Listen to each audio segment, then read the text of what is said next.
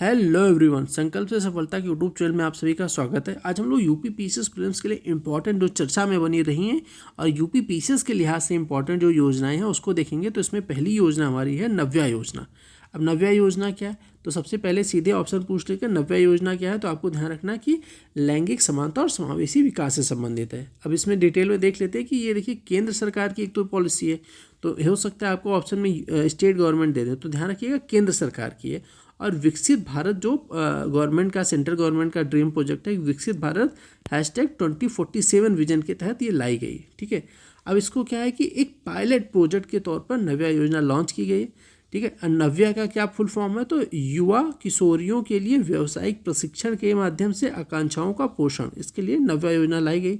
Pilot project क्या होता है, पायलट प्रोजेक्ट वो होता है कि पॉलिसी जिससे कोई आती है तो उसको टेस्टिंग के तौर पर कुछ सीमित क्षेत्रों में, जैसे ओवरऑल पूरी इंडिया में लागू ना करके कुछ राज्यों में, कुछ जिलों में या सीमित क्षेत्रों में लागू करके उसके पहले रिजल्ट देखा जाता है। अगर उसका पॉजिटिव रिजल्ट आता है तो फिर उसको ऑल ओवर इंडिया या पूरे भारत में लागू कर दी जाती है। तो ये क्या है, पायलट प्रोजेक्ट के तौर पर लाई गई है। ठीक है, अब देखिए इंपॉर्टेंट क्यों है कि पायलट इस योजना का जो शुरुआत है वो 24 जून 2025 को यूपी के सोनभद्र से की गई है। ठीक है, तो इसलिए काफ़ी इंपॉर्टेंट हो जाती है कि नव्या योजना यूपी के सोनभद्र से लॉन्च की गई। और ये केवल यूपी में नहीं, ये 9 राज्यों के 27 डिस्ट्रिक्ट, मतलब पूरे ऑल ओवर इंडिया में 9 राज्य के 27 जिलों में ये लागू की गई। अब 27 राज्य क्यों चुने गए, उसके लिए क्या क्राइटेरिया है उसको देख लेते हैं। कह रहे हैं कि इन जिलों का चयन इस आधार पर किया गया है कि वहाँ सामाजिक और आर्थिक रूप से पिछड़े तबके की लड़कियों को अधिक मदद की आवश्यकता है।